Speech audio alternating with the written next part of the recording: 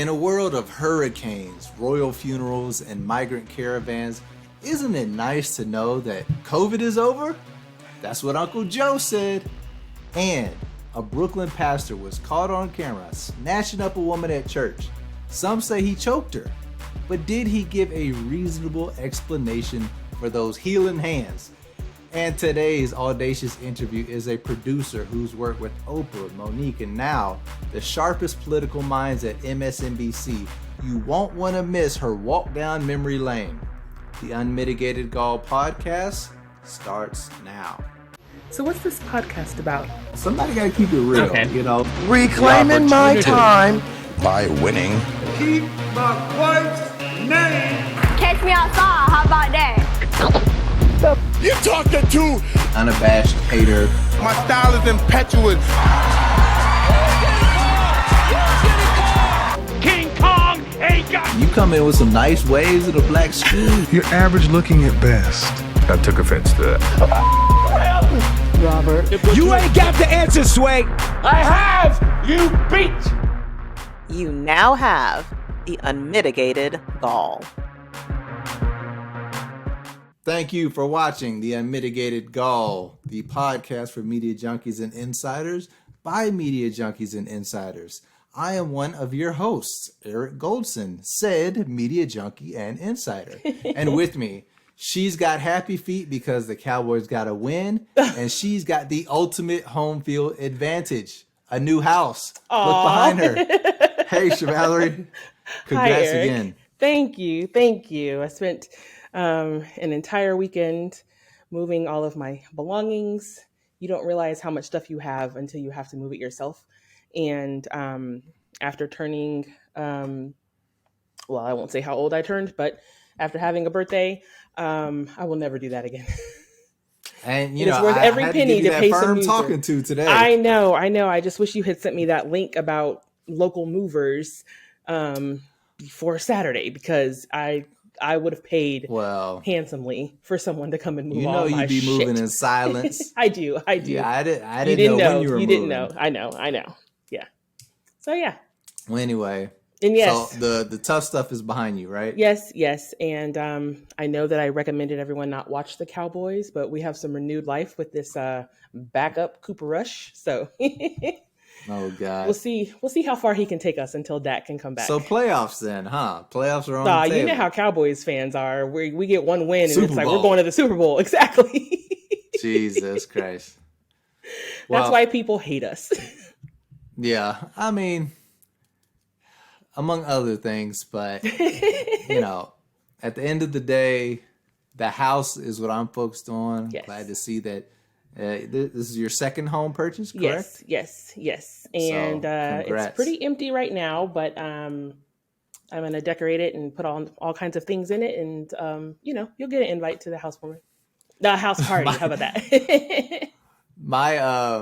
One of my sister-in-law, I think she got rid of it. I know she got rid of it.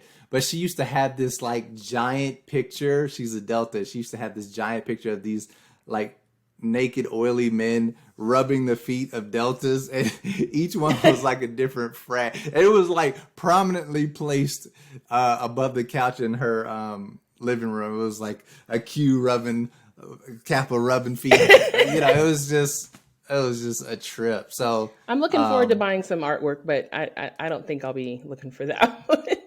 No, you're not looking for the oily men worshiping Delta feet. Yeah. Maybe not. Maybe next time. Maybe next house. Nah.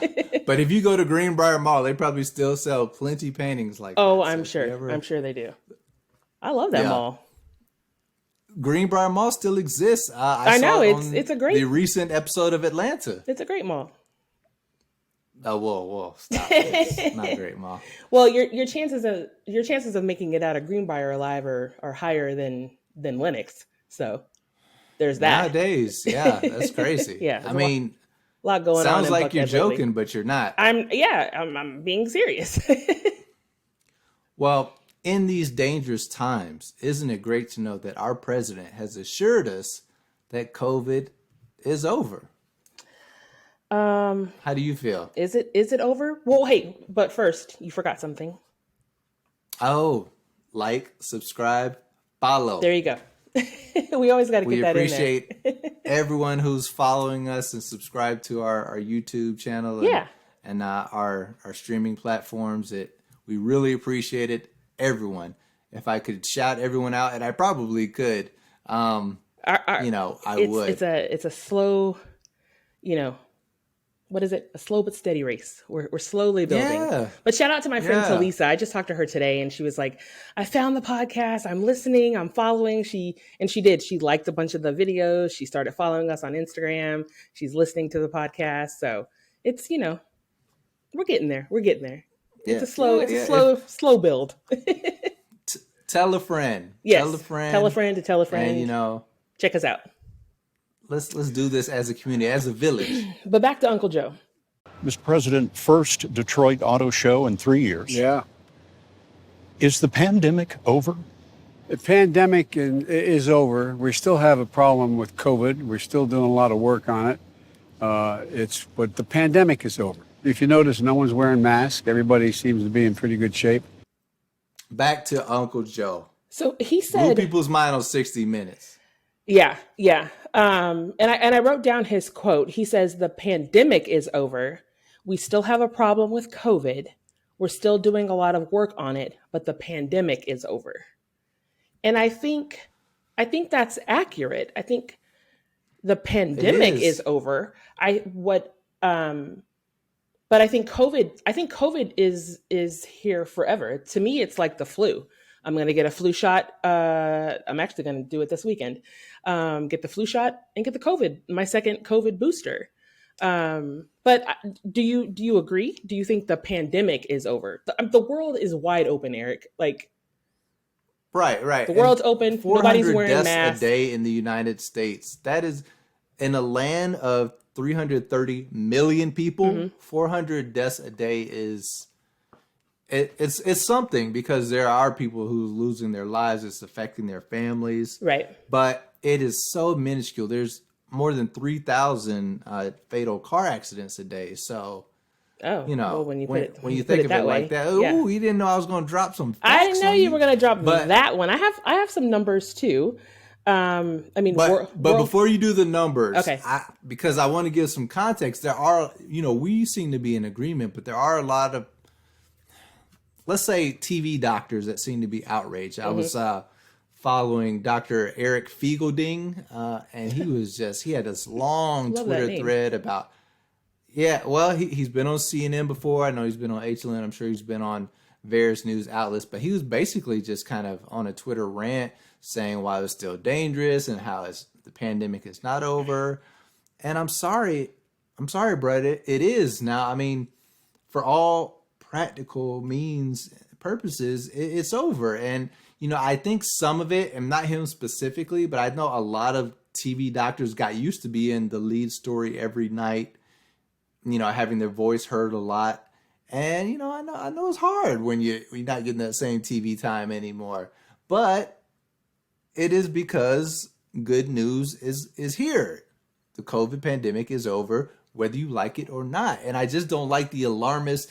And I feel like TV doctors in particular just were way too alarmist for way too long. It's just, I think there's caution and there's mitigation efforts and there's putting out the information. But once people have the information, now it's up for them to do what they will with it. And just to continually beat the drum like, oh, this is, crazy and, you're harming people, blah, blah, blah. It's just like, I feel like a lot of people were shamed, wrongly shamed, and shame. It's time for the shaming to stop, especially the TV doctors. Get off of it. Well, I mean, in their defense, though, we had never seen anything like this before, and I was ready. Take someone like me, for example. At the time, my mother was living with me. I have a sister who has a compromised immune system, so I was taking every precaution imaginable to make sure that not only that I was safe, but that because they're older and have a disease, I had to make sure that I was extra careful to make sure that they didn't get infected with it. So I was fine with all the extra precautions. And to be honest with you, I know a lot of people, had a lot of struggles during COVID.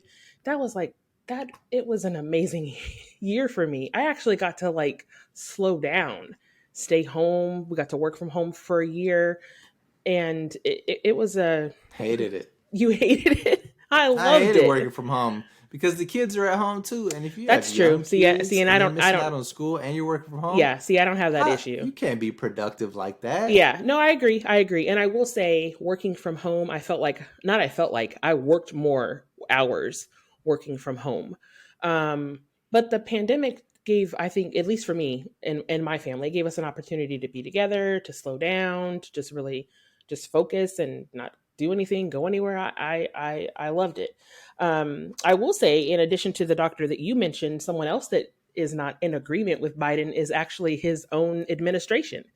They said the president's comments do not mark a change in policy towards the administration's handling of the virus, and there are no plans to lift the public health emergency, which has been extended through October 13th. So, but see, that's a public health emergency is not the same as like the worldwide pandemic that we were under. You know, but like monkeypox it's been is in effect since 2020. emergency. It's been in effect since 2020. So it's essentially the same thing that we were dealing with in the pandemic. And they're saying, don't listen to Uncle Joe. He doesn't quite know what he's talking about. But in this instance, I think, I actually think that our president is right. The pandemic is over. COVID is here forever. Exactly. And that's why you can't let your doctors should be the advisors, but not the policymakers, because a leader is going to have to make the tough decisions and be like, look, I'm sorry, I have your information.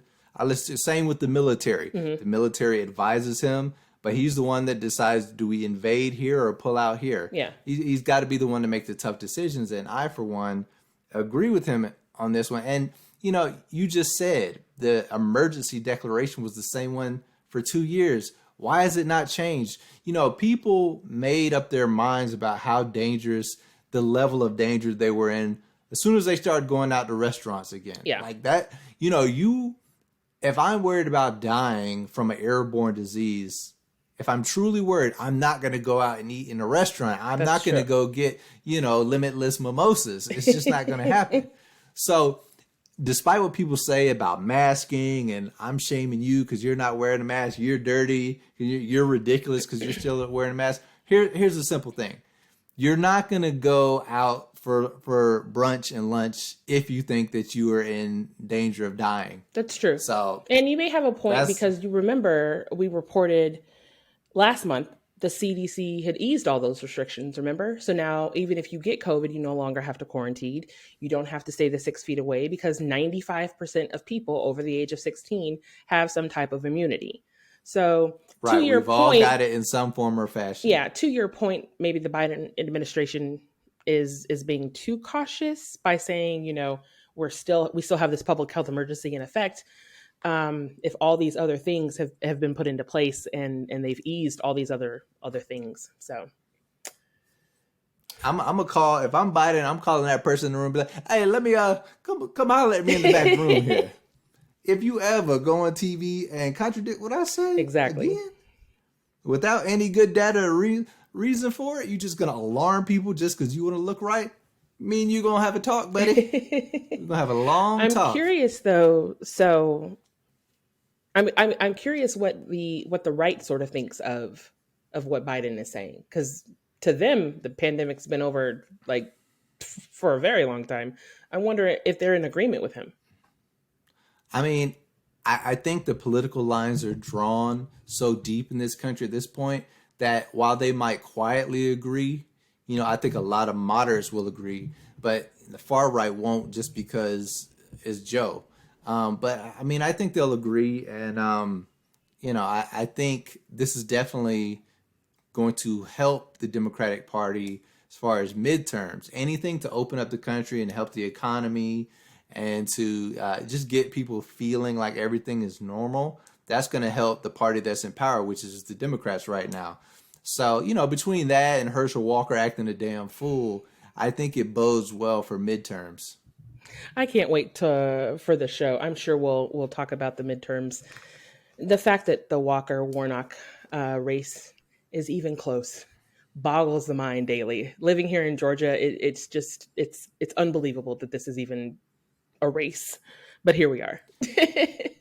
And, sidebar to that, I just want to one day meet the person whoever is responsible for Raphael Warnock's ads. I mean, just the right balance of like zingers and levity and humor and good points of why you should be supporting him. Yeah. Like, say he's your guy, this is why you should support me. They just kind of have it all. So I'm just like, I don't think whoever is putting these ads together is getting like the right amount of praise. Like, these are pretty much genius level ads, like taking all that's great about your candidate and putting it in there and kind of nodding to the opposition without really slamming them is just chef's kiss. That's about a month away. But that's nice. We're in agreement on Biden, though. I know. I'm surprised. Why? Did you think that I was going to say that Biden was wrong? Well, when you sent the... You know where I stood on the COVID. I know where you stand on COVID. So once I read his statement, I was like, oh, he may actually be right for once. Right. So when did you personally feel that the pandemic was over? Oh, now Black women were extra cautious. Well, that's why I'm asking. I'm asking for you to speak on behalf of the Black college graduate female delegation. When everyone else was all willy-nilly out in the world, it was Black women that were still wearing masks. No lie. Next time you're in the bathroom, if there's someone else in the bathroom with you, I don't know if I feel like I'm the only person in the world, and this was way before the pandemic, who actually washes their hands for 20 seconds. If I can just appeal to everyone listening, it's 20 seconds. You only go to the bathroom, I don't know, maybe 4 or 5 times a day. You're talking about a minute and a half total of your life. Wash your damn hands. This little dip under the water, no. Especially I don't want to get too technical, but wash your hands, people. Seriously. We wouldn't even be in this situation if people would. Oh, you're about to make a specific plea for women. Women, men. But men too. You actually have to hold your thing. So it's you can't dip your hand in the water for 2 seconds. 5 seconds. The water needs to get hot. You need to use some soap. And the CDC said the water doesn't have to be hot, right? You just have to have soap. It's ideal if it's hot, but okay, fine. 20 seconds of continuous rubbing together of your hands, and then you rinse. 20 seconds. It's not a lot of time. I'm making that appeal. Maybe that will be that's my recommendation for the week. Nice. Wash your damn hands for 20 seconds. They take pictures and they want to be on social media. Take the pictures. Take the pictures. As she walks past Bishop Whitehead, he appears to grab her from behind and they move off camera. Seen her walk in front of me, going at my wife and my daughter, and I grabbed her. Underreported. We got to talk about this. This is a new thing we're doing, talking about stories that are important and interesting, but you might not see it on your nightly news. But this story is kind of everywhere, especially if you're on Black Twitter. The Brooklyn pastor who, quote, choked a woman who interrupted his service. And I'm putting choke in, parentheses in quotes because not saying that he didn't manhandle her, which he definitely did. The choking part, I don't know. And I don't know if you've seen, but Bishop Lamore Whitehead has since released surveillance video to kind of justify his actions. What do you think of this story? Oh. To be honest with you, I guess when I think of underreported stories, this isn't who I was thinking of. But, I get it. Like you said, it's not going to make the nightly news, and it shouldn't. So, what do I think? Well, first of all... To be honest with you, did he choke her? What happened? Did he choke her? Did he choke her? Yes, he choked her. Do I believe his excuse for why he did it? Possibly, if you believe that he was robbed, this past summer, and seeing that woman walk over to where his wife and his baby were, maybe triggered something in him and he reacted. When I heard the story on the radio, I thought, oh, he probably choked her and he's in the wrong. But when I saw the video, I actually, I'm shocked that she was charged and he wasn't, because while she is walking, I guess, in the direction of his family, she doesn't do anything that warranted him choking. Like he literally just grabs her from out of nowhere. Mm-hmm. So I just, I think it's sad. So this is, I thought his name was Lamar. It might be Lamar. Let me it doesn't matter. Brooklyn Bishop Lamar Whitehead. He's the Bishop of Leaders of Tomorrow International Ministry. That's the name of his church. And the problem that I have with him is when you're, and I'll put in quotes, a man of God. Ooh. If I know more about all of the drama going on at your church than I do about any message that you're trying to spread, then I have an issue as a Christian with someone like you. He is known more for his flashy attire, for apparently wearing, him and his wife, $1 million. I'm going to say that in quotes too, $1 million worth of jewelry last summer when they were robbed, also on live stream. When you're known more for that, for the robbery, for your clothes, for your jewelry, for now choking out this woman, when you're known more for those things than actually spreading the word of God, then what exactly is your message or your mission? Like, I follow TD Jakes on Instagram. I get a message from him. I get a message from his daughter constantly. I'm never seeing any messages. I'm never seeing any scriptures. I'm never getting any guidance. I'm never getting any kind of word from this person. All I know is you've been robbed one time. Your wife was robbed. You were wearing $1 million worth of jewelry. That's another issue. And now some people come into your church. The doors of the church are supposed to always be open to everybody. Mm-hmm. And you're using this as an opportunity to, I don't know, maybe put yourself back out in the news, I guess. I don't know. I just don't think someone like this. I just don't like someone like this.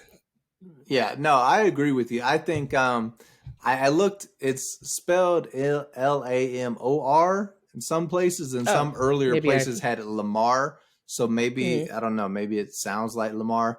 But I have several takeaways. I feel like two people are definitely at fault. And I'm not even talking about the woman that got hemmed up. I'm talking about the bishop. I think manhandling that woman was a bit of an overreaction. I did see the surveillance video. It did look like she was approaching his wife and child, but I think there was no indication she was just going to like assault them. So the way he snatched her up and how quickly he did it and forcefully, there's consequences to that if you're a public figure. If you're a bishop, a leader of a church, you're a public figure, especially if you're like an internet famous guy like this, you got to know it's going to come back. But also, who is still going to this dude's church? Now, I was comforted by that part. I was comforted by Can the I fact, get an amen? Hallelujah. I was comforted by the fact that when I saw the church, there were a lot of empty chairs. So the surveillance, but I was like, okay, so there really aren't a lot of people. So if he had $500,000 worth of jewelry at one point, he probably isn't going to buy another $500,000, because I just don't see this as a sustainable business model. And that's what it is. But yeah, who are the people that are still going to this? So I feel like if you're going to this, I think you're kind of going to watch a trifling guy, like the people that used to go to Pastor Mace. Remember when Mace turned into a preacher? God. He was here in Atlanta. Yeah. And I knew a couple people that went there. I'm like, y'all, these weren't the people that were going to get the word. They were going there to be in the mix and be close to Mace. So I just feel like, that of course the bishop's at fault, but if you're going to that, you're looking for trouble. Like, I can't see any situation where I would go to be around that Bishop Lamar Whitehead. Right. Well, they were both arrested, the woman and the bishop. He was arrested but not charged. I put yet. I feel like charges could be coming. I don't know. This woman, 47 years old. Come on, girl. You too old for this. The woman that got yanked up? Yeah, Tarsha Howard. She was arrested and charged with trespassing and disrupting a religious service. Yeah, Tarsha, what do you get out of that? What do you get out of, going up there and making a scene with this dude who's trifling, who's clearly trifling? Are you trying to go viral? Yeah, and maybe she did because she posted pictures of her injuries, which was maybe been a little. I love all the air quotes we're doing in this story. I gotta quote it up because, I've been in a few scrapes in my day, and those weren't real injuries. And to the women who are really being like assaulted and domestic abuse, like what Tarsha went through, she was clout chasing. And Bishop was wrong for yanking her up like that. But Tarsha, don't get it twisted. You're trifling as well. Yeah, they're both in the wrong. Hopefully, I did also see that he I guess because he was arrested, plans to file some type of complaint against the NYPD. But hopefully, this is the last that we hear of the good Bishop here. I feel like he's got one more good little scandal in him. One more scandal. Yeah, one more little one. And then, I just feel like if we're gonna talk about a bishop, let's just talk about Bishop T.D. Jakes because he can do no wrong in my book. So that's no fun. It's no fun talking about good people who do good things. Come on. Another recommendation: you should follow him on Instagram. He gives these good little 1-minute nuggets of. That's what I'm talking about. See, if I follow certain people, I expect certain things. If I'm following a bishop, I don't expect to see, I saw one picture. He was all Fendi'd out, all Gucci'd out. Like, I don't want to see that from my bishop. Yeah. I want to see that from, little baby or, one of the babies. Like, right. I expect to see that from them. A baby rapper. I expect that something. I don't expect that to see that from my bishop. I want to hear something. I want to see how I can apply biblical principles to my life in 2022. I don't want to see you Gucci'd out, Fendi'd out, $1 million worth of bling. No, that's not what I come to you for. I come to you to get a good word, and that's not what I'm getting from this person. So yeah, hopefully he stays underreported and we don't have to report about him again. Nice. Well, listen, let's talk about someone that I'm glad we're talking about on the show today. Yes. Today's audacious interview. We got Denise Hendricks. And do you know Denise? I don't know if you do. Yes. Okay. Yes. Yeah. So, I actually may know something about Denise that you don't know, and I'm not sure if it even comes up in your interview, but she does a lot of work with Black women in film, and has done some screenwriting and in addition to all the other things and all the other accomplishments that Denise has, she also is just interested in working in film and is a part of an initiative with a bunch of very successful Black women in the film industry. And so I'm excited for this interview. Yeah. This is a really good one. This is a good get, Eric. Good job. Well, there you go. Chevalier set it up. Watch and love. It is time for the Unmitigated Gall's audacious interview, one-on-one with someone in the media who is making it happen. With me today, a woman with more connections than a spider web. If you look up prepared in the dictionary, it's because she's already marked it with a reminder of how long you've got to read it. This is a lady who's been behind the scenes and in the ears of some of the biggest names in TV. A proud Delta, a mother, a FAMU Rattler. Your favorite producer's favorite producer, Denise Hendricks. Denise, thank you for joining us. Thank you for having me. I'm excited and excited to be here. It's been a while. It's been maybe a couple years. Yeah, a couple of COVID pandemic years. Yeah. So we last worked together on HLN, CNN Headline News, yes. Morning Express with Robin Meade. Yes. So tell us where you are now. Of course, I know you're on MSNBC, but tell us where you are now and how long you've been with your new shows.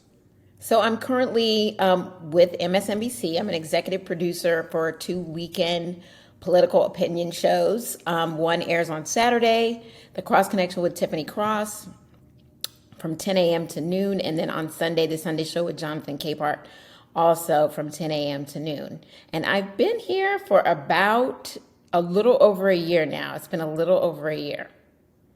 Okay.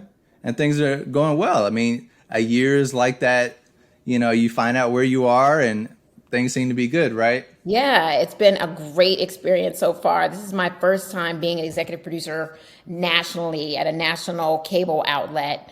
So it has been a learning experience, but it has been a rewarding one. And I love the stories that we're covering. I love the shows that we're doing. I love my team and the team that I've been able to build this year. And I'm excited about, what we have coming up with the midterms, just with everything going on, over the next couple of months. It's going to be an exciting couple of months. Yeah. So basically midterms, if I didn't catch you now, I wasn't going to catch you. Right. It's going to be crazy. We're going to be busy. And you're based out of DC now, right? You were in New York and now you're in DC. What goes with that? I was in New York working right out of 30 Rock, the famous 30 Rock Rockefeller Center. And now I am in DC. I've only been in DC for about a month and some change, not that long at all. But It's great to be here at the NBC Bureau in Washington because I get a chance now to actually interact face to face with my anchors who are actually based out of DC, even though the show was boothed out of New York or executed as the director, TPM, everybody is in New York, but the talent is here and the crew is here. And some of the team is here too, but the majority of the tech crew and writers are in New York. I love how you said director and the TPM. He's using the insider's language. The insider's language. I'm sorry, I forget. Yes. No. This is everybody who executes the show.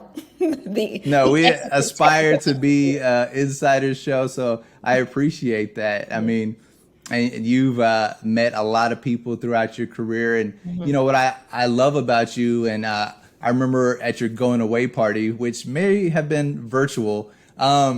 A lot of people who were, giving their kudos to you talked about, how you, either linked them to a job or you mentored them in some kind of way. So, I love that about you. And we're going to get to the mentorship. But first, talk about how we got here. So you went to FAMU. So tell me from FAMU to your first, let's call it your first, which you would consider your big gig, whatever that is.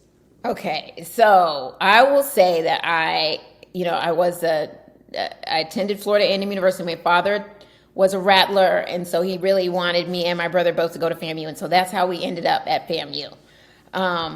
Had a great experience there. I was a journalism major all throughout college. I did internships in television, newspaper, and radio, just trying to figure it out, and then decided to go the television producer route because in the early 90s, there weren't that many Black producers. And it was something I really wanted to do. So decided to pursue that. And it really took me about a year to find a job after graduation in the business. I was actually doing something else for a year, then finally got back in the business and then started my television career at WCTV in Tallahassee, Florida as an associate producer. Tallahassee. In Tallahassee. And from there, I worked in local news markets in Florida, Atlanta, went to You did WXIA in Atlanta, right? Fox 5 and WXIA. I worked at both. Fox 5 was my first job in Atlanta, and then went over to WXIA. And at XIA, I was actually producer and then executive producer. Then went to CNN on the domestic side of CNN and did that for not very long. I was only there for like 6 or 7 months, and then I got the opportunity to go work for Oprah. Hey. Yes, got the opportunity to go, and that was during the car season. Actually interviewed the year of the You Get a Car, You Get a Car, You Get a Car? That's you? Yeah, I interviewed that same week that they taped that show. Wow. So that was around what? The holidays, right? Or I guess it would be it was in the fall. Up. Yeah, it was in September. Yeah, they taped that show in September. So I did that September 2004. It's a long time ago. Long time ago. Well, I mean, we got to stop you right there. You can't just bring Oprah and move on to the next question. So you were interviewing during the You Get a Car, You Get a Car. And then how long did she continue with her show after that? So let's see, that was 2004. And then I was with the show for 5 years. And then the show ended 2 years after that. You got to talk about working with Oprah. Tell me about. I think, of course, I asked you before. We got to talk about it again, though. What stood out to me is the preparation. Yeah. And I'm sure on a show like that, the pre-planning, the pitch meetings have got to be intense and thorough. Yeah, you definitely have to be prepared. You definitely have to know your stuff. And I mean, one of the great things about working for Oprah is that it makes you think about why you're doing something. So, I mean, a lot of people have heard her say this, in the public, is that, what's your intention? What's your point? And she would give us that mantra too when we were pitching stories. So you really have to think about, what is my intention for pitching this story? Why am I pitching it? Who would be great guests on this show? And what is the audience going to get out of it as well? So, I mean, that's one of the biggest takeaways I had from working, at the show for 5 years was, what are we doing? Who's benefiting? What's the viewer benefit? What can change or transform someone's life by what you're pitching and what you're trying to get across to the audience? So it was great. I learned so much, traveled so much, made so many good friends that I still talk to today. It was just a good experience overall. I wouldn't trade it for nothing in the world. It was a good 5 years of learning and growing as a producer, as a writer. Favorite Oprah moment? I know you're not going to get me into the good stuff because you're a conscious executive producer, but give me a good Oprah show moment. Hey, I will still say this. One of my favorite shows, it was one of the first shows I worked on there, was it was a Wildest Dream surprise for this barista, Bernadette, who lived in the Chicago area and had actually adopted, I think, 4 or 5 of her sister's kids who were in Minnesota. Her sister had fallen on some hard times. And instead of splitting up all the kids, she took all these kids in, and she already had kids of her own. So I think there may have been 7, 8, maybe 9 kids, somewhere in that vein. And she took this on and she was a Starbucks barista. Now how, Sway? How do you even do that? In the end, anyway, with the surprise, she was such a good-natured, sweet, kind individual who was willing to open up her home, which really wasn't that big, and take in these kids so they could stay together and be with them. Anyway, make a long story short, we ended up surprising her with a home. And so, yeah, it was amazing. It was an amazing, and then we got to follow the story along. As the story went along, we did it over a year. We had a big surprise for the kids at Toys R Us. Then we got the big house. Then they did we got scholarships for the kids when they go to college, all of that stuff. Awesome. So it was really a good, heartwarming story that, in the end just turned out really well. But there were a lot of really, really good, meaningful stories. But that was one that was just really touched me. Did you meet any celebrities while working on Oprah's show that you liked? All of them. They're all great. She's such a pro, ladies and gentlemen. You're not going to trip Denise up. So earlier today, I met one of your former colleagues. Her name is Alex Ebanks. Y'all worked together on the Monique show. She's now in PR. But I was just saying that meeting her, I was like, it's God. I got to ask Denise about the Monique show. Tell me about some of your favorite moments from that time. I loved working on the Oprah show. I really loved all my jobs, really, being honest with you, but I absolutely loved working on the Monique show. It was so much fun. It was absolutely a good time. It was, first of all, it was just a late night talk show that we taped in Atlanta out of the Turner Studio building, Techwood, that they call Techwood. And BET, had decided they were going to do this late night talk show with Monique. And actually, this was the first job I had after I left the Oprah show. And I loved just being in comedy, being around writers in the writers' room, hanging out with the comedy writers. And I loved the guests that we were booking. There were so many. It was just a lot of fun. And then having musical acts, I learned so much about the industry and a lot of licensing rappers. Music. And all of that. It was great. It was great. I had a good time working on the show. I loved it. That was, I think, that was back when BET was really still going for it. So they had that. And I think a couple years later they had TJ Holmes, his show. And, you know, I think they were, but now, you know, cable's changing, which we all know. Yes. But yeah, at that point, BET was still going for it. They were really trying to throw their hat in there.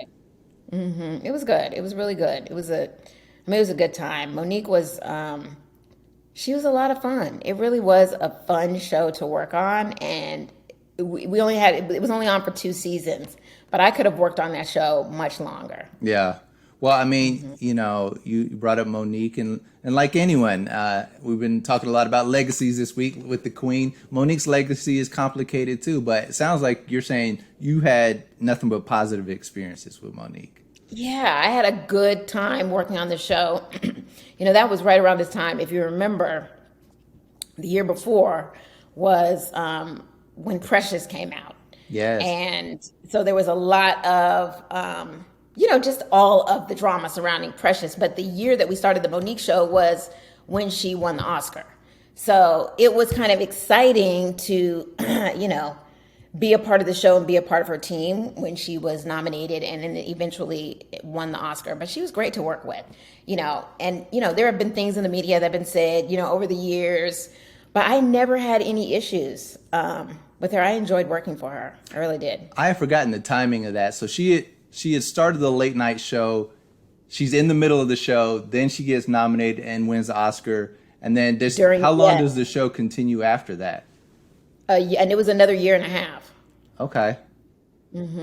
Awesome. Well, yeah, I mean, we wish Monique luck. I hear things are turning around. I heard that she might be having a Netflix special coming. So, you know. Yeah, Netflix special. I think she did something with Lee Daniels recently, too. So they reconciled. Yeah, so I think it's gonna be great. I think whatever's coming out of her is gonna be great. She's so talented. She's a great actress. She's a funny comedian. Whatever you see, you know, things that you hear, if you really know her and get to know her, she's a good person. And when I met you, it had to be around 2000, maybe 12 or yeah. And then so you came over to CNN Headline News, and you were still had your hands in side projects. I think you were still like, you know, doing reality show pilots and pitch and stuff. So that makes me think, like, what was your favorites, like, pitch or segment or show that just for some reason you knew it could have been great, but it just didn't make it?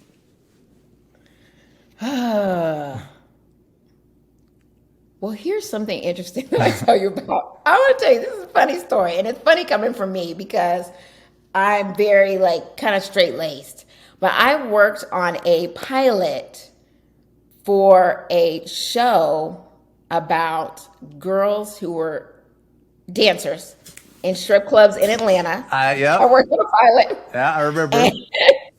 And they were trying to reconcile, like, if they were going to get out or not. So I worked on that, you know, am I going to get out of the business? Why am I in? And I remember doing all the interviews, setting up, talking to, and it was just so, like, it was a whole nother side of a world that I had never, you know what I mean? Like, that show could do so well, like, right now. I've learned so much about the industry that I was like, never thought. So I worked on that pilot, and I thought, man, this could be a really good show. Yeah. But it didn't go anywhere. I think it was timing. And then fast forward several years later, 2 things. Shantae Page, who is a friend of mine, had a show on, I don't know if it's Beyond, I think it was called The Pole or Beyond the Pole or something like that. Oh my God. Yeah. So then that show comes out and it's reality and it's kind of like similar. And then P-Valley. Yeah. Which I really like the show P-Valley. Oh, you're reading my mind. You know, I got a P-Valley question covered. So, you know, maybe we were just ahead of our time. I think with the idea and the concept, you know. And I think at that time you might have also pitched a show about, like, Little League football. And I remember watching a show that I used to watch, I forget the network, called like Friday Night Tykes or something similar, which was about like crazy Little League coaches and their Little League teams. And the entertaining part about it was, it was nice seeing some of these little beastly athletes, but the coaches, they were off the chain. You said you had a show that you were working on right like that. So it's just funny how timing works. I was working on a show like that with my really good friend, Shannon Doyle Bell, who actually also was a producer on the Monique show. So we would sit around and come up with concepts of shows to figure out who we were going to pitch it to, how we were going to get it, done while we were still working our day job. So Shannon and I came up with that concept. And yeah, I think eventually, she and another person kind of took it over and tried to pitch it out, but it never gained any traction. It's like a lot of people in this business, especially for shows and content that you want to come up, it's like there are a lot of similar ideas floating around. Right. And you see some of them, sometimes something gets picked up, and then you're like, dang, Trust I've me. had a lot like that. So it's just getting it in the right hands at the right time. Yeah. It's a lot about timing. Now, so like I said, around that time, 2013, 2014. So you're full-time at HLN Morning Express. What was one of your favorite parts or moments from working on that show? So I would say all of the Tums tailgate. When I first started working for Morning Express, I was doing a lot of field shoots and field producing. And I remember when we first had that, college football segment, going out every other weekend, flying to some city, and, working on features basically around these college campuses. I absolutely loved that. It was so much fun. It had to be. So I would say a lot of the features that I worked on Morning Express were a lot of fun. It was great. And great. after The team was great. Ebony Griffin took it over, shout out Ebony, they went to Florida A&M. Yes. So I remember, that was a lot of fun. Shout out to Morning Express. Speaking of Morning Express, we work crazy hours. I'm sure you still work some crazy hours. Talk about work-life balance. I remember when Luke came into the picture. He 6 or 7 now, right? He's 6 years old now. Wow. Yes. But so I know how I try to manage it. You're an EP. How are you and I'm seeing your socials. You're out here in these streets. How are you managing the work-life balance? Eric, I would say that I try very, very hard to be, when I'm with my son, to be engaged with my son. When we're having dinner, breakfast in the morning, when I'm taking him to school, and at night when I have to put him to bed, bath, reading stories. I try to be very, very engaged. But sometimes you're not always, especially if breaking news is going on or something is coming up or we have a guest fall through. And, I will tell you that my son does check me and he will say like, Mommy, you're on your phone too much. Mommy, you need to put your phone down. Mommy. You're like, sorry, son, this is paying the bills right now. Right. So I try to balance it all, but sometimes it's hard. So you do what you can. But I feel good about, how he's doing in school. I feel good about, the community that I built around him, even here, because I have family in the DC area. And I feel good about, just how he's growing up. He seems like a happy child. And I think that's the most important thing, that he's learning and growing and that he's happy and he feels safe and secure. So, he understands Mommy works a busy job, and it's Luke. funny. Sometimes we'll be sitting in there and he'll have something on and he'll look at me and he'll be like, I know you want to watch the news. Yeah, my kids do not care. I was so happy when the pandemic was over and work from home was over because I could not be productive at home. But I remember, when Luke first came into your life, you were like, you got any tips? I'm like, Denise, I can't give you any tips. It's just, you just got to do it. It's instinct. Yep. It's just instinct. You'll work it out. You take it day by day because every day is different with these kids. It is. Yeah. Speaking of kids, boy, you were just like transitioning for me. I don't even have to do anything. Mentorship. You're a big mentor. You're mentoring professionals in the business, and knowing you, I'm sure you're mentoring people coming up. Why are you doing this? I've just started doing this and I'm happy I'm doing it, but what made you start and why is it important? My dad was a big mentor, and he always, I saw him doing the mentoring when I was a kid, always giving back advice, giving money to people, just really having an investment in young people to help them grow and thrive and live. And I kind of picked it up from him, and also my mom too. She did the same thing too. And so that was I think it was just kind of just rubbed off on me because my brother does it now too, that we really just want to see young people have an opportunity to live their best lives. I mean, I hate to be cliche about it, but I get a thrill out of helping people and giving them advice about the business and, about life in general. And that's why I do it. I do it because I love it. Yeah, that's awesome. Like I said, I did a panel discussion today, something that's new for me. And, it was a big room of high schoolers, but I was just thinking, if it's a couple kids in here that can glean something from me, I think it's worth it. It's worth it. Yeah, you never know. I mean, my best mentee story is Elise Roberts, who, I mentored Elise. I don't know if you remember her from Of course, from yeah, I HLN. remember Elise, yeah. Yeah, I've known Elise since she was in the 10th grade. We were matched. I was in the Marietta Roswell chapter of Delta, one of the chapters I joined when I moved to Atlanta, and they had this mentee program at Marietta High School, and we ended up being matched together when she was in the 10th grade, and so we became friends, and of course I exposed her to television, and then she ended up going into the business. Wow. I mean, like, how crazy is that? And then, fast forward all those years later, I helped her get a job at HLN, and then she became not just a producer, but then was promoted to senior producer at on the CNN side. Nice. It's like a great story, right? Shout out to Elise. I need to catch up with more of my CNN, HLN people. Yes. All right. Now, I love the kids, but something I really love, pop culture. I know I got to get you out of here soon, so I'm going to do a pop culture quiz. I know you're someone who's very tuned in, but I don't know how tuned in you are now that you're doing politics. So we're right, exactly. So I'm going to see what you're feeling, what you're not, and we'll just go from there.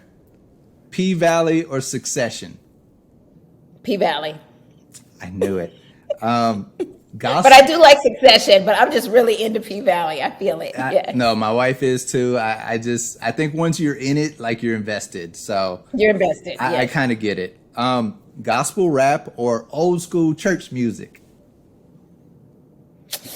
Ooh, I got to go with old school church music. I know. I like Denise, boy. She's big into the church. I know. Okay. I like some gospel rap, but you know. And how's Kurt Franklin still looking so good and so young? That dude is still skitty, still dancing. I think I saw him like drop it like Megan Thee Stallion the other day. I'm like, what is this dude eating? Yes, it's true. But I do like some of the contemporary gospel artists. I like Tasha Cobbs Leonard, Jonathan McReynolds, Travis Green. I like them. They're good. Atlanta or New York? Oh, God, Atlanta. Why? I mean, I know I love Atlanta, but I like, what it is for me? It is the community feel. I'm biased because I lived there for so long, even at different times. And so I have, a base of friends and family and, my college friends, a lot of people in Atlanta. So I think New York is great to visit. And same. Great to visit. And great to visit. Great to visit. Great to visit. Yes. One word reaction to Cheryl Lee Ralph's Emmy win. One word. Phenomenal. And when she was up there singing, I was like, all right. Oh my God. It was so good. She blew me away. And we've had her on the show a couple of times. So I've gotten a chance to, talk to her in her ear in the control room, be like, hey, Soror, Oh, yeah. You got to get her back. She's amazing. She is, and always so positive. Her energy, her passion. Oh, I just love her. Love Cheryl Lee Ralph. And it's great to see Black people win, at any stage in their career. But it's great seeing a younger Black woman, Quinta Brunson. I'm not gonna say putting on Cheryl Lee Ralph, but like giving her another opportunity and the opportunity that kind of catapulted her to another level. So. Oh yeah, it was great. I love that, and I love the show. Abbott Elementary. I love the show. It's a great show. It should have beat Ted Lasso for best comedy. That's all I'm gonna say about it. I love Abbott Elementary, and I love it because my mother was a teacher, and so I see some of Barbara Howard. I remember how my mom was. So, if you ever been to a Black school, the teachers like Cheryl Lee Ralph's character, the kind of chin up. The school's falling apart, but baby, we gonna make this happen. No complaining. You can read, you can write. So yeah, I love that. So that was more than one word, but hey, it was still good. All right, football or the halftime show? If you're talking HBCUs, halftime show. If you're talking professional or college, the game. Tyler Perry or Will Packer? Oh my God, Will Packer. FAMU Rattler. Exactly. I mean, I knew what she was going to say, folks. I just put it Yeah, you knew what I was going to say. FAMU Rattler all day long. Instagram or TikTok? Instagram. So you're not out here dancing and stuff? No, I'm on there looking for content. That's Yeah. the only reason I go and see if there are interesting stories or anything interesting on there. All right, last question. You're a pro, Denise. You know the game and you know TV. If you're in charge with Will Smith's comeback, what would you have him do next? Now, I'm not a crisis communications manager. Well, you kind of are. If you're a TV producer on some level, you are a crisis manager. That's so hard. So right now is clearly the social media phase, right? Yeah. What would be? Let's get in Will Smith's He already team meeting. He already did an apology, right? He's done two. You know, he's done a couple of apologies. Yeah. And now he's putting out funny social media videos. What would you, as a TV producer, would like to see from him as his next project? I'm thinking, because he had some great YouTube series. I'm thinking a YouTube series is next. What would you like to see? And a YouTube series on what? Some of his adventures? Because I think that's what he does well. I think his travels around the world and his adventures. I mean, that's what I like. That's the phase that I like that he's in right now. I think he's a fantastic actor too. You know, a wonderful actor. But I do like his, travels and adventures. So Denise, before I let you go, I appreciate you being on. Remind the people one more time, your shows, when to watch, where to watch. Yes. It is. I'm executive producer of The Cross Connection with Tiffany Cross. It airs from 10 a.m. to noon on Saturday on MSNBC. And also the Sunday Show with Jonathan Capehart, which airs from 10 a.m. to noon on Sunday on MSNBC. Y'all better watch that. Midterms coming. Don't vote for Herschel now. All right. Georgia. It's a lot. Y'all got a lot. We got a lot on our plate, Georgia. Yes. Again, Denise Hendricks, thank you. I appreciate your time. Appreciate you on the Unmitigated Gall. Thank you. All right. Thanks again to Denise for that interview. That was great. Valerie, we got to keep them coming now, right? Yes. I need to. I'm moved in, so let me. Yeah. And by the way, get back on my. I watched a few episodes of The Cross Connection with Tiffany Cross. Sunday was the first time I watched the Sunday Show with Jonathan Capehart. So yeah, I'm trying to get a little more doubt in. What I did like about that show is that they had Cheryl Lee Ralph on there with her husband, who's a state senator, I believe, in Pennsylvania. But they were talking about her win, and yeah, Cheryl Lee Ralph, she was just kind of continually pouring out the love, the words of wisdom. So it's nice getting to see her do that victory lap. So yeah, good for her. I've seen her on Instagram. Oprah sent her the biggest bouquet of flowers I've ever seen in my life. I think it's probably the biggest one she's ever seen. Really? Beyonce sent her some flowers that said, to the original Dream Girl. So I love that she is literally getting her flowers right now in this moment. And all of the things that she said about like never giving up, like she probably didn't expect all this to be happening, at the age that she is. So good for her. I'm happy for her. Yeah, for sure. And Abbott Elementary is about to restart. So right. There's that. Are you going to watch that? Because I know it's like football season. I watched season 1. I know I'm behind on everything else, but I did watch that one. I loved it. Well, speaking of you being behind, are you ready to do a little recommendations and invitations? Yes. So something that you 50-50 chance will watch, because you watch Game of Thrones, so I'm recommending you watch House of the Dragon. This last episode, it actually really started getting good. It was another wedding, and you know what happens in Westeros with these weddings. So exactly. I'm gonna leave it at wedding. that. But oh Lord, okay. What episode is that? 4? 5. 5? Okay, all right. So it's gonna take. I don't get. I'm I don't get DirecTV till Saturday, so Oh, you have to okay. give me a minute. Okay. Nah, you got time, but definitely worth the watch now. And boy, those Targaryens, boy, they do not care about family lines, boy. Yeah. It is all murky and blurry up in there. But yeah, it's All right. starting to heat Well, up.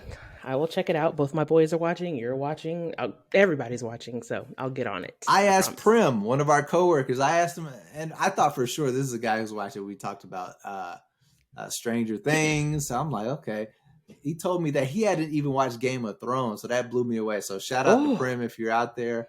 Blew my mind that he had not seen Get Game on of it, Thrones. dude. Even I've seen Game of Thrones, and that says something right there. I thought he was a TV guy. So, but anyway, that's my recommendation. If you follow his social media, he's a concert guy. He goes he's to a music guy. lot of concert. Yeah, Right. he's more into music, I think. So, what you got? My recommendation is for everyone to go and donate to Angel by Nature. Have you heard of that website? Is this similar to Naughty by Nature? You know, I'm not sure why it's called that, but it could be a play on words when you find out who the website is run by. Do you know who Trey the Truth is? Yes, he's a Houston rapper. So he has this website where you can make donations. And the reason why I'm recommending him is because he recently donated hundreds of water filters to the people of Jackson, Mississippi. And so in order for him to continue, if you follow him, he does stuff like this all the time, where he goes into communities that have been affected by some type of major tragedy or something, and gives them, what they need. And so I saw him in people's homes, basically turning on these water filters and the water going from brown to being able to be drinkable. Wow. And so if everyone could go and make a donation to that, I'm not sure what's going on with the government and trying to get these people a basic necessity. But he is doing what needs to be done. And so that's my recommendation for the week is to go to Angel by Nature. And I'm sure any donation, any size, any amount will help because he gives back to the community. So that's my recommendation. Shout out to Trey the Truth. Yeah, I remember first seeing him do stuff like that with the Houston flooding a few months back. But it's crazy that Mississippi is dealing with this. Jackson, Mississippi, it's in Mississippi, but it's still a fairly well-known city. And I know Deion Sanders, his team had to relocate. So it's crazy. Yeah, I know we didn't talk about it, but when you've got NFL stars and other government officials taking money and using it for volleyball courts instead of helping the poorest residents in their community, then that's look what, at that's you. what You got Brett happening. Favre in there, boy. I got. You was like, oh, we gonna talk about Brett Favre. I'm just saying, you've got someone like Brett Favre siphoning money, and you've got someone like Trey the Truth, who's not even from that area and doing what he can to help the people there. So let's all make a small contribution or a large contribution if you can. Yeah, and help people out. Like we're taking, like you and I both can just go turn on our water right now and it's good. Yeah. So yeah, my water's delicious. That's my recommendation. So yeah, I pray for the people in Mississippi too. Invitations. You want to go? Yeah, I'll go. So have you heard the name Megan? I hope I'm saying this right. Megan Pfeiffer's Peace. Have you heard that name? No, the only Megan I know is Stallion. and Markle. And Markle and Good. I guess I know a few. McCain. Yeah, exactly.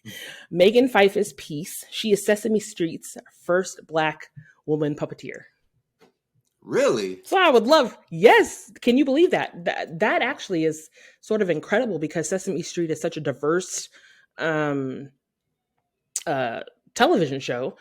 But yeah, I can't say that I know a lot of Black female puppeteers. So I know a Black male one for Sesame Street.